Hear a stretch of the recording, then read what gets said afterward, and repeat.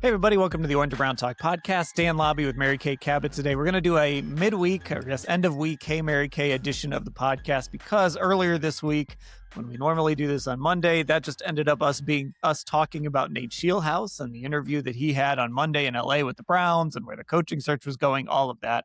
So we figured here at the end of the week, we'd circle back and do a Hey Mary Kay edition of the podcast with questions from our Football Insider subscribers. And also at the end, as most of you know, Mary Kay is a Hall of Fame voter. There's been a lot of talk about the Hall of Fame, the voting process. Bill Belichick, of course, not being a first ballot Hall of Famer. That leaked out this week. So we're going to get into that at the end. Mary Kay will kind of share her view of that and explain as much as she can about that situation. But let's get to it. Our questions from Football Insider subscribers. And as you can imagine, a ton about Todd Monken. So Rick LaPaglia, who was nice enough to include the pronunciation of his name for me this week. Thanks for that, Rick. Rick LaPaglia from Clifton Springs, New York. Hey, Mary Kay. I'm confused as to the amount of disapproval from Browns fans of the Todd Monken hire. He's a low-risk acquisition with a long, proven track record of offensive success. Taking a flyer on a young offensive genius with little NFL coaching experience seems too high of a risk. I wish fans were more concerned about a candidate with a polished resume and not a young, inexperienced, likable personality. So I think Rick Mary Kay is feeling a little bit like how the three of us on our reaction pod the other day sort of felt about this hire after we kind of put some time into it thinking about it. Well, my cat is giving the answer. Yeah, big Todd Monken fan, apparently. Sorry about that. So, yes, it's funny. I was thinking about this today. How do all these fans seem to know that Grant Udinski, who's never called a play in his entire life and who is 30 years old and never been a coordinator, that he's going to be an amazing offensive coordinator? How do all these fans know that Nate Scheelhaase, who's never called a play in his life in the pros, never been a coordinator, and who has been in the NFL for only 2 years, that those two guys were going to be absolutely 100% hands down a superior choice to Todd Monken, who, by the way, has just run 3 really successful seasons in Baltimore. Maybe not so much this last one. This was a weird season for them. Lamar had some injuries and there were some things that happened this past year. But in the previous 2 years, they won a combined 25 games, won the AFC North both of those times. Lamar Jackson made NFL MVP honors in Todd Monken's first season as the play caller with the Ravens. They elevated that offense. In his second season with Todd Monken, he threw for 41 touchdowns and 4 interceptions. And of course, you have to have the quarterback who's going to be able to do that. But wouldn't you want somebody who has coached a player to that kind of success over perhaps someone who hasn't coached anybody to that kind of success yet? From a play calling or coordinator standpoint. Now, granted, those two guys are bright, young, rising stars, great reputations, and they might turn out to be excellent head coaches someday. But they don't have the credentials, not even close to the credentials that Todd Monken has. Everywhere he's gone, he's done a really, really nice job with his play calling and with his offenses. Even with Tampa Bay from 2016 to 2018, he had that offense humming along. And they were second in passing offense, first in passing offense in one of his 3 years there, and third in total yards in one of his 3 years in Tampa Bay. So he's done a really, really nice job wherever he's been. And also, I think fans are going to like his personality. I think they're going to like his personality. Dan, I'm sure you have watched some of the clips circulating right now with Todd Monken just talking about his offensive philosophy, talking about quarterbacks and things that he admires or looks for, just the way he likes to do things. And, he's been around so long. I think that players are going to really like him. I think coaches are going to like him.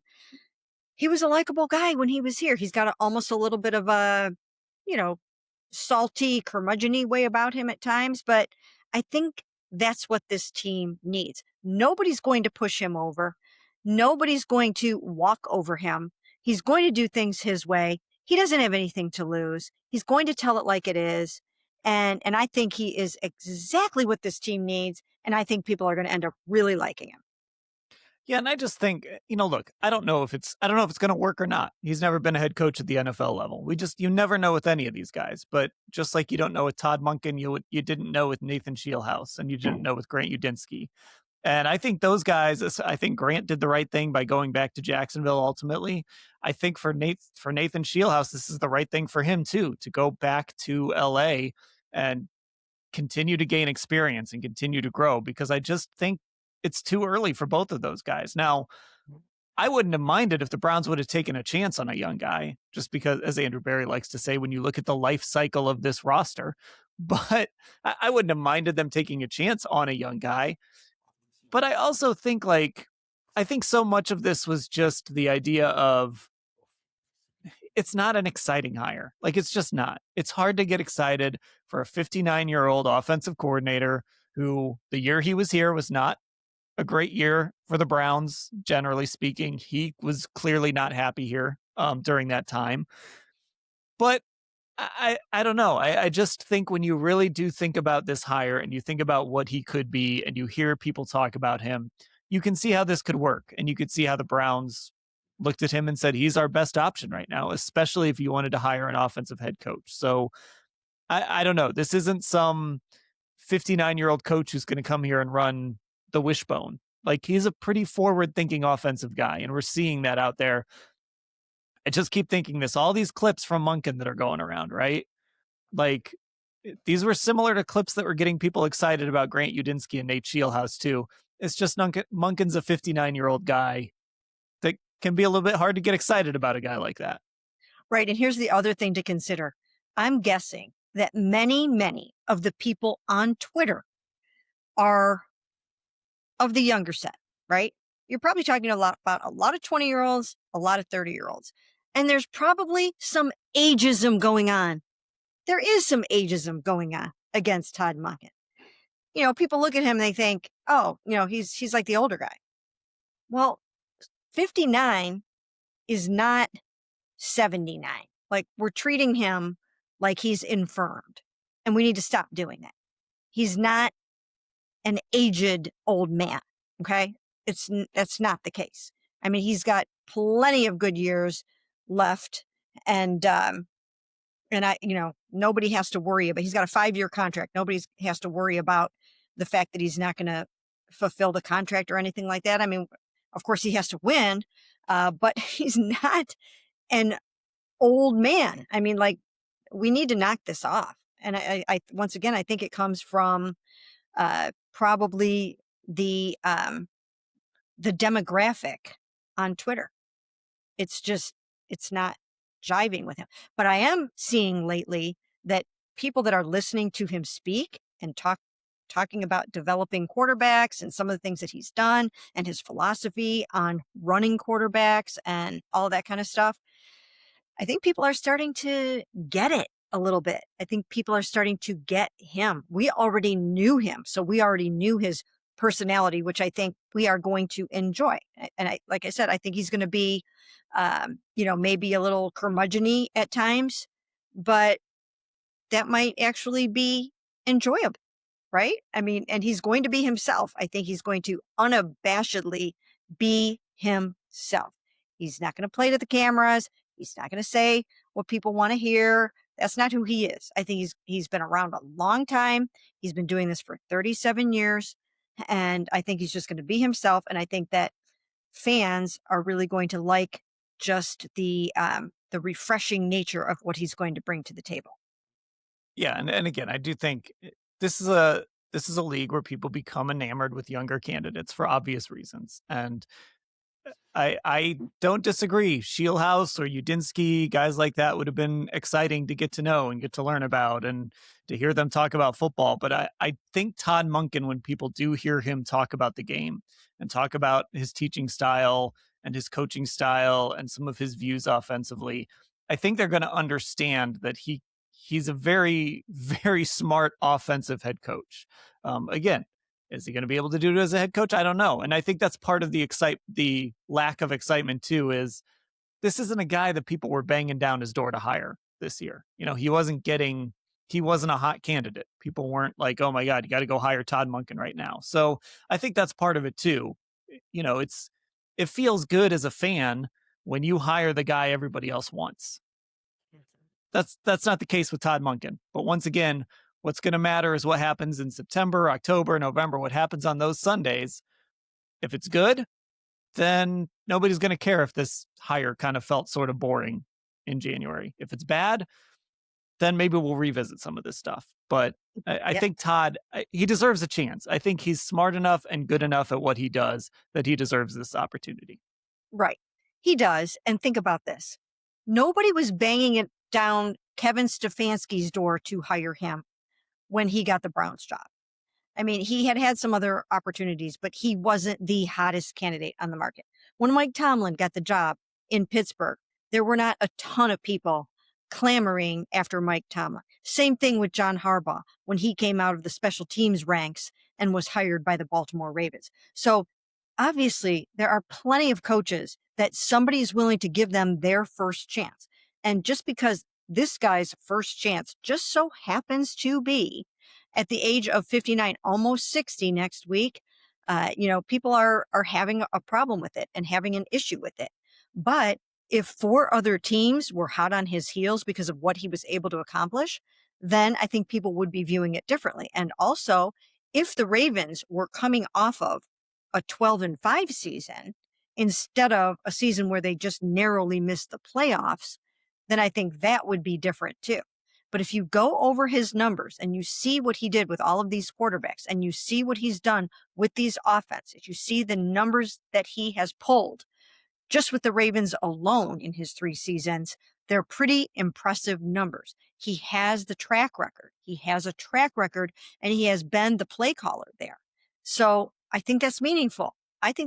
He has more play calling experience walking into this job than Kevin Stefanski did when he walked onto this job 6 years ago. He's got more play calling experience than Kevin did. And I think that's significant because this offense needs help. It needs a pair of eyes. It needs a new vibe. It needs a new philosophy. And it needs somebody who's going to tell the Cleveland Browns what they need. I mean, he is not going to be afraid. We talked about this yesterday. He's not going to be afraid to tell Jimmy Haslam and JW and Andrew Berry and all of those guys what he needs. He's not going to be afraid to do that because he knows exactly what he needs. And he doesn't have anything to lose. This is probably, it might be his only chance to be a head coach, right? So he knows he has to do it his way. He knows what he's going to need to get the job done. He's going to need a quarterback and he's going to need 3 new pass catchers and he's going to need at least 3, maybe 4 new offensive linemen. It's a tall order. But I think he is also, in addition to everything else that he's accomplished, I think he's going to be able to help with the evaluation of a new quarterback, or at least say, yeah, let's go see if Daniel Jones can work for us, or let's go see if Malik Willis can work for us. We know that he likes a dual threat running quarterback. We know that he likes that. Maybe they'll be willing to go out and spend some money on Malik Willis. And while we're on that topic, does Shedeur Sanders fit that profile for him? I mean, it seems to me that he would, even though he's not a running quarterback in the traditional sense of a running quarterback. But I think Shedeur really showed that he can make those off-schedule plays and that he can extend the play and that he can throw the ball on the run and that he can do those sorts of things. So I think he fits the bill for someone who is more than just a statue back there. Yeah, and I think that kind of comes down to as well with Todd, it was sort of this job as a whole, right? Like who wants to stake their future to like this situation? So now Todd is in a position where he's obviously taken this job. So now it's okay. Does he want to stake his future to Shedeur Sanders, Deshaun Watson even, or does he want to go get someone else that he maybe thinks fits what he wants to do? Whether that's a Malik Willis, whether whoever else is about Gardner Minshew, I don't know. It feels like that Browns quarterback jersey needs a Gardner Minshew name on it, at least, if nothing else. So we're going to kind of figure out exactly what he wants to do here over the next few months. He's probably not going to tell us much whenever we do the introductory press conference with him, or even when we get to the combine at the end of February, a month from now, by the way. But we're going to find out pretty quickly once the new league year starts and once we get into free agency and the draft. We're going to find out exactly what he thinks of this quarterback room pretty quickly. Absolutely, 100%. And I know those guys are excited to work with him. I've heard that Deshaun is really excited to work with him. And we know that Shedeur is, because he put something out on his Instagram saying time for work. So we know that he is pumped and fired out about this as well. It's going to be incumbent upon Todd Monken to dig into the film and try to figure out, is he willing and prepared to go forward with Shedeur and Deshaun? That's what he's got to do. Now, we know Deshaun is going to be around here next year because of the cap number and all those kinds of things, but the Browns are also kind of excited about what they saw in Deshaun Watson when he practiced for those 3 weeks.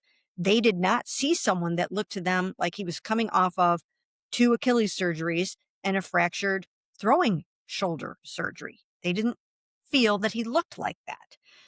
Now, it's been a long darn time since Deshaun Watson has played high-level football on a consistent basis and played a whole season. It's been since 2020, right? But I'm guessing that Todd Monken, coming from the college ranks the way that he did, has an appreciation for Deshaun Watson's game when he's at the peak of his game and when he's healthy. I'm guessing that he does. Does that mean that he's going to be able to work with that version of Deshaun Watson? We don't know that. We have no idea. I mean, he's 30 years old now, and he's had a lot of surgeries, and he's had a lot of situations happen, and he's been out of the game for a long time.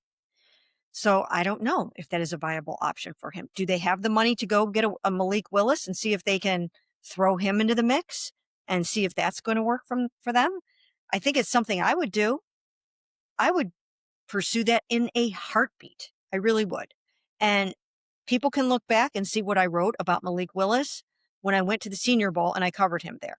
I talked to him one-on-one at times. I had face-to-face conversations with Malik Willis, got to know him a little bit, watched him interact with people, watched him interact with his parents and his teammates at the Senior Bowl. And I liked him. I liked what I saw. But he's one of those players where you have to get him into your building and you have to surround him with the right kind of talent, and then you have to develop the heck out of him. And I've heard Todd Monken say this too. You have to coach the heck out of those guys. You have to put so much attention and effort into developing those young guys. And you can't just look at them and let them go out and play 1 or 2 games. They're like, no, he can't do it. No, it takes time. Look at Sam Darnold right now. My goodness, right?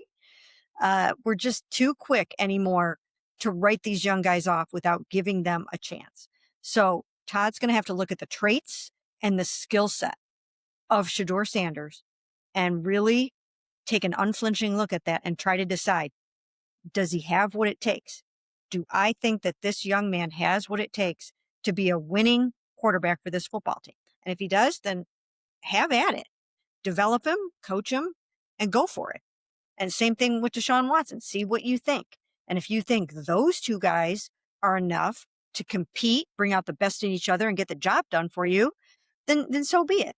And if not, then go out and find another quarterback like a Malik Willis who you think can come in here and excel and succeed for you. And I don't know if there's a quarterback in the draft that they could get their hands on that they like that much. I don't know. Maybe there's a sleeper. We'll find out in, within the next month or so, if there is a quarterback that people are kind of talking about and somebody that's flying under the radar that maybe they like. We don't know about that yet, but he has to have the quarterback. I don't care what anybody says. It does not matter how good you are at the X's and O's. It doesn't matter how good you are at motivating players if you don't have the quarterback. He has to have that. And then he has to have those other pieces too. And I don't know if they can get all the pieces that they need in one season. I think it's going to be hard to do that. I think it's going to be really hard to get all those pieces in one off season. But they have some already. They have Harold, they have Quinshawn, they have Dylan, and then, they've got some other pieces on that offense.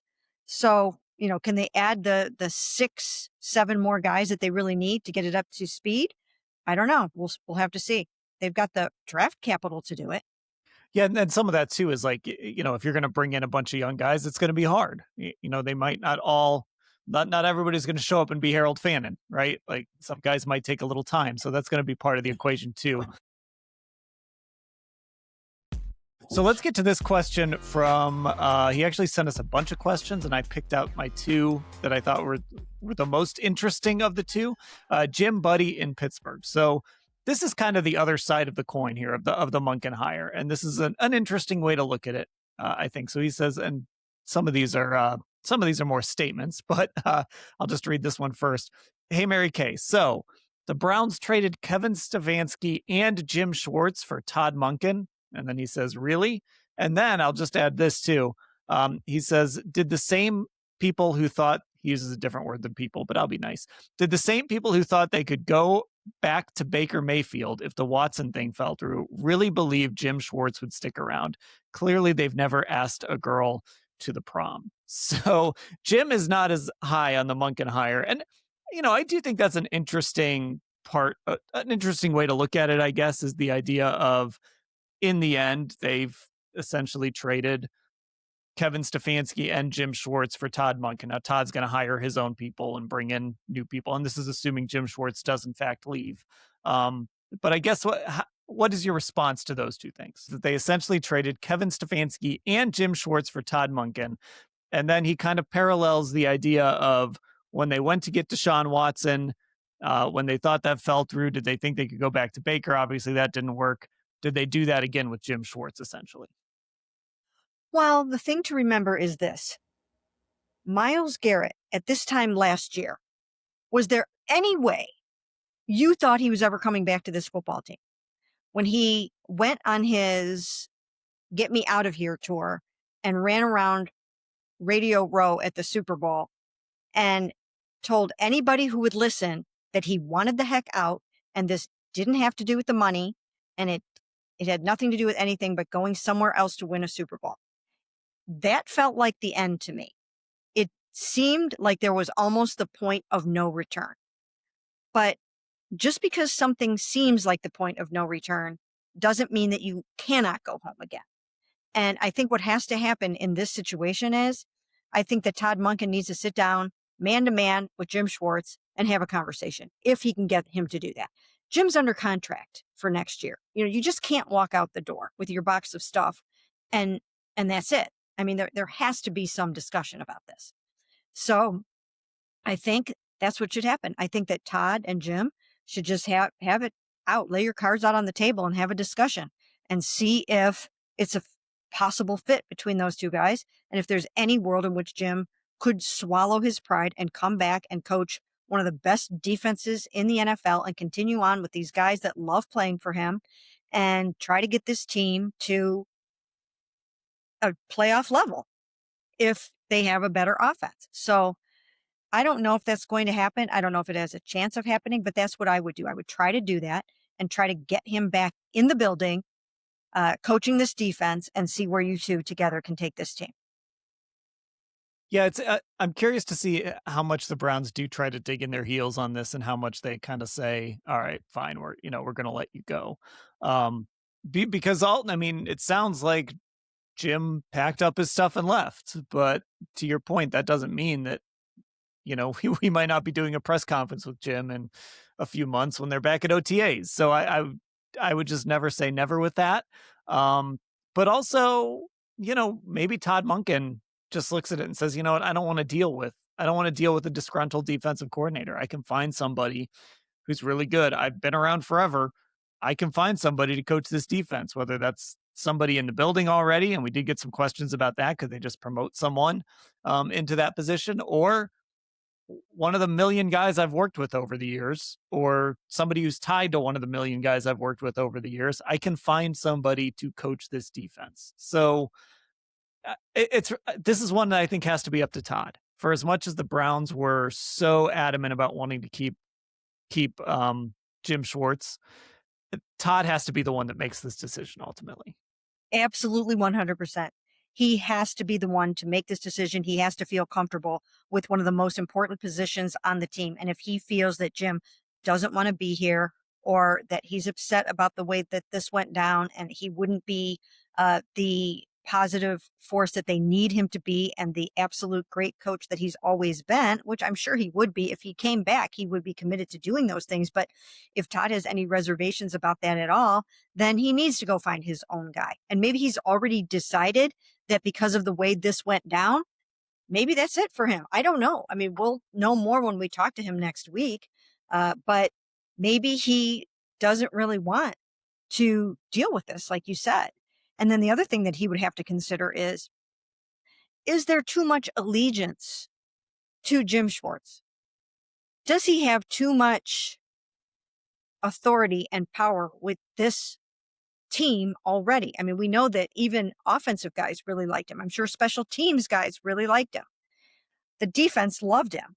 If he is that guy, maybe that isn't good for Todd when he tries to take over this football team. So these are things that they're going to have to think about, talk about. But the way that things ended with Jim yesterday, it might not be conducive to putting this back together and trying to make it work. Okay, so let's go. We did get some questions too about maybe how some people might react to this, specifically some players. This comes from Paxton Styles in Cheverly, Maryland. So revisiting something we just talked about with Myles Garrett from a year ago. Hey, Mary Kay, do you see Myles Garrett wanting out if Jim Schwartz leaves? Well, we know that Myles is very principled. We know how he feels about Jim Schwartz, and we know the impact that Jim Schwartz had on Myles Garrett. He turned him into a Hall of Fame player, what should be a first ballot Hall of Famer, although we can't say that anymore because, even Yeah, when you right. think there's a slam dunk first ballot Hall of Famer, you never know. And so we'll have to see about that.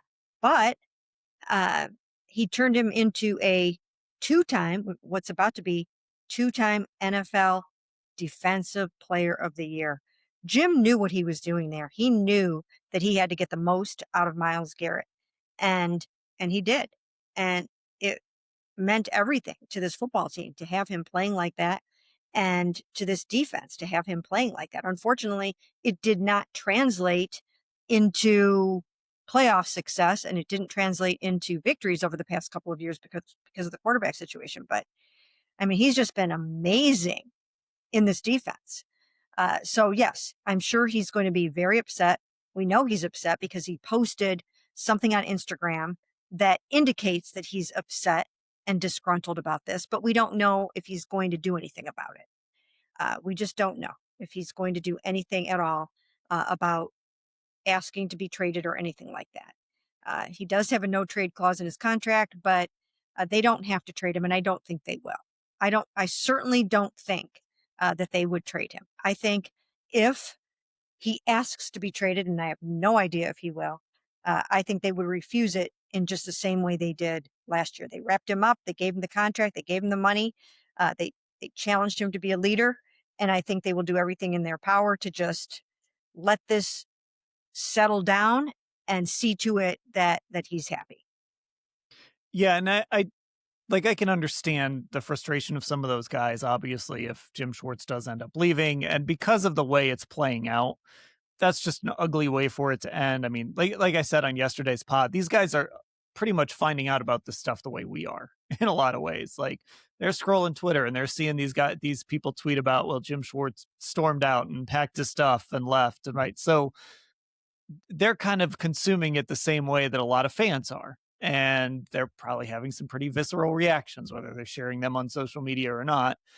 But for the most part, these guys are going to show up to work and they're going to meet the new coordinator and they're going to give Todd Monken a chance. And Todd's going to have a chance to state his case and say, hey, listen, this is where this is going. This is my plan. I still believe in you guys on defense, whatever he wants to say to them. Myles is a little tougher just because it's Myles Garrett. He's the star of the team. He's, as we've talked about on this pod, he's gotten very comfortable using his voice, whether it's on social media or with us on Fridays when we talk to him, whenever it is. So if he wants to push the issue, he can, and then it'll get interesting to see how the Browns approach it, to your point, I think they would probably just hold firm like they did last year. But he is the one guy that could make it a little prickly if he wanted to.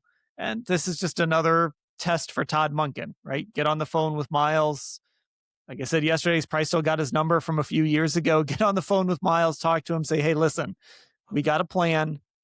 Maybe part of that plan is keeping Jacques Césaire around too, right? But whatever it is, and we're gonna make this work for you, Myles. You're still gonna be able to come in here and get a bunch of sacks. Don't worry about it. Yeah, that could happen. And I do think that because Todd Monken is such a veteran coach and has been around so long, I think he has a way with these young guys. I saw Marlon Humphrey tweet, and maybe you did too. Yeah. He's my freaking guy, or something like that, right? I mean, you're not going to get that from a Marlon Humphrey unless you're dealing with a guy who resonates with the players and that players really like. You're not going to get something like that. So I do think that there is a world in which Myles will get on board with Todd Monken and will do whatever he's got to do for the new defensive coordinator if Jim doesn't come back. And I think that Todd is smart enough to know that he has to take care of Myles Garrett. I mean, he's the Lawrence Taylor of this football team, and he's going to have to do that.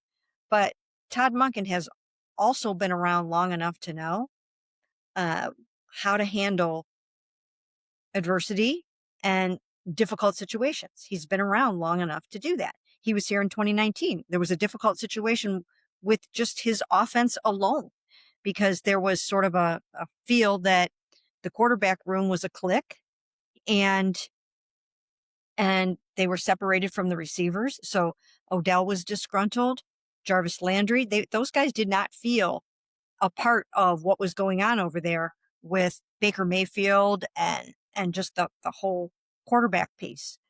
And so he had to sort of try to broker peace between those two factions. And that wasn't easy. And then at other stops, from what I've heard, Lamar Jackson can be challenging to coach. I don't know enough about it yet. I need to dig more into it and see what that's all about. But I don't think that was always the easiest situation in the world either, but he navigated that pretty well. And then I'm sure he had situations in Tampa. He was in Jacksonville for 4 years as wide receivers coach. So he's been around a lot of star players. He knows what that's all about. And I don't think that moment is too big for him. I think he's going to find a way to handle it. And but I mean, Myles' Instagram post might have been about, maybe it wasn't specifically Jim Schwartz. Maybe it was just like, man, every time I'm looking at Twitter or whatever, I'm seeing the Browns getting made fun of because they did, right. Like, obvious, I'm sure he's upset Jim left, but maybe it was more of, oh, here we go again with more bad Browns headlines, and kind of like everybody else, right? Like when they see the bad Browns headlines come through, it's like, oh boy, here we go again. So maybe it's not going to be as hard to win Myles over. Maybe it's just a matter of getting the right guy in place and just making sure you lay out that vision for what. I'm saying what his role is going to be. His role is going to be chase the quarterback. Like, that doesn't change. It doesn't matter who the defensive coordinator is. It's go get a bunch of sacks and go get the quarterback. So I think they'll be able to smooth that over. Well, Myles also made it abundantly clear towards the end of the season that he didn't want Kevin back, right? I mean, he made it clear. Right.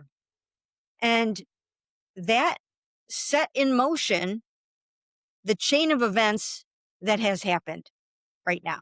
Not that he was the one that was making the decision, but he was all on board with that. And if you're going to endorse that decision, then you have to know that this could be the outcome,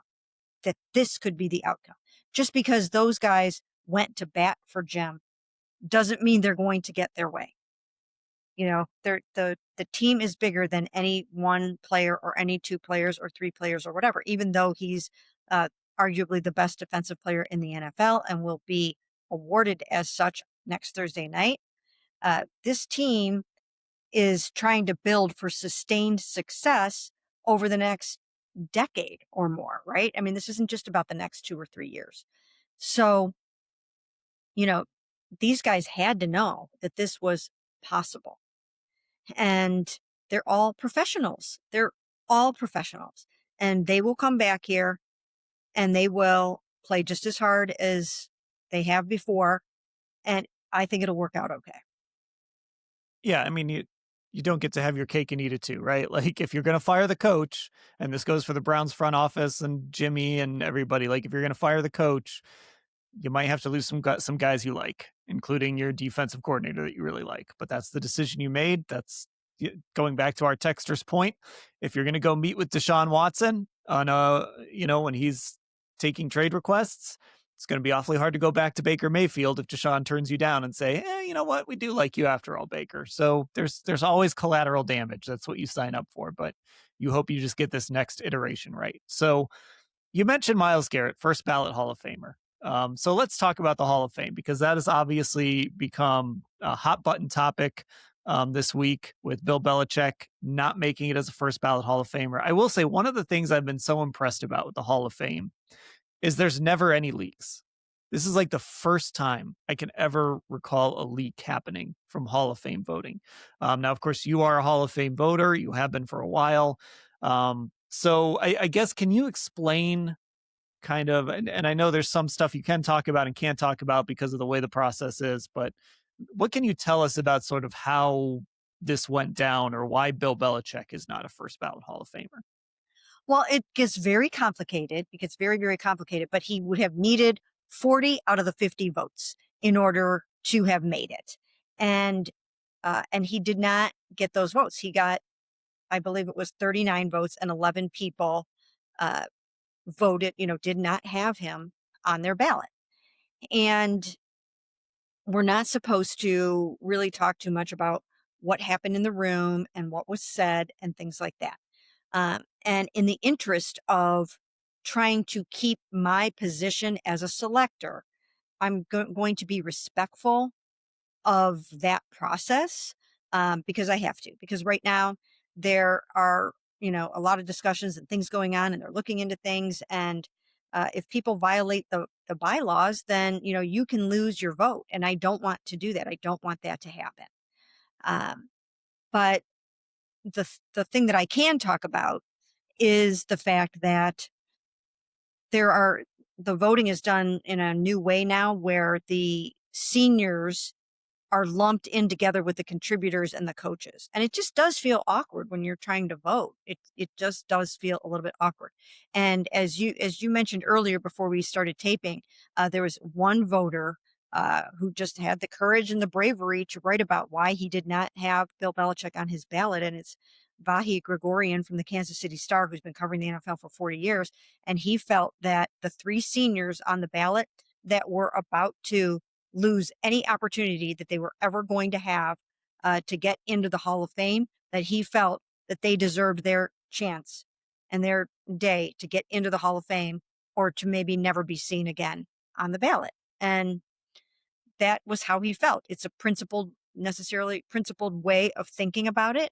And I'm sure he probably felt like maybe he thought Bill Belichick would get plenty of other votes, and his vote necessarily wouldn't keep him out or whatever. Or maybe he felt like, okay, Bill's going to get in, and this year I want to get these guys in. But, that's one of the reasons why it can be really tricky and awkward, and it's going to change, I'm sure, because of what happened this year. And we have voiced concerns in the past about, about that, the way that is. And, you do an after action report, and every year, we kind of put our heads back together and talk about how things went. And this year we'll do that again. And I'm sure that this will result in some kind of change. I wish that this didn't happen like this. I wish it didn't happen like this. It's very difficult to watch this play out this way. I don't know if we're supposed to say what we did or not, but I already tweeted it. So, I mean, I voted for him. And in addition to voting for him, I spoke up on his behalf. I spoke in favor of Bill Belichick in the general meeting. I may have had my first hand up after the presentation because I felt like I had a unique perspective on Bill Belichick from having covered him for so long here in Cleveland when he was head coach of the Cleveland Browns from 1991 through 1995. I was the main beat writer through all of those years. I knew Bill very well. I dealt with him every single day. I watched the team that he put together here, and I felt some impactful things to say in favor of Bill Belichick. So I feel like I did my part. I'm glad that I did my part. And I'm disappointed in the result. And I wish it didn't turn out like that. And unfortunately, I don't think there's anything that can be done about it unless, I mean, maybe there probably isn't anything that can be done about it unless they go back and look at how people voted or something. I don't know. I don't think that there's anything that can be done at this point. But Yeah. And yeah, oh, go ahead. I was just going to say, but but that's unfortunate because he should have been in this year. Yeah, and I think just so everyone kind of understands too, from how I understand it, this was not like a, hey, Bill Belichick's up, vote yes or no. This is a situation where you vote for 3 out of 5 people, correct? You put 3 Mhm. names basically on a whatever, however you guys do it. You put 3 names on a card out of 5. So it wasn't like a bunch of people voted no on Bill Belichick. They just didn't put him on their list of 3. They chose 3 other people, and Right, not enough people put him on the list. right. And people have their reasons for that, right? And maybe as time goes on, we will hear more about how people felt about it. But um, like I said, I do wish that it didn't turn out like this. It's very unfortunate. It gives a bad look to the whole process. It gives an unfortunate look to all of us who work really hard at this. And I think most of us are really, really disappointed that it went this way. And I think that there will be change in the future. And I know there will be. I don't know what they're going to do or how we'll all work on that and decide that. But there definitely will be change.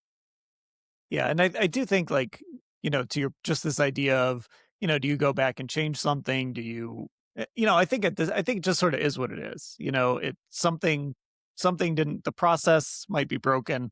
Maybe they need to fix that. It sounds like that's the direction they want to go. But, the one of the things I like about the Pro Football Hall of Fame, and maybe not in this case specifically, but it's hard to get in.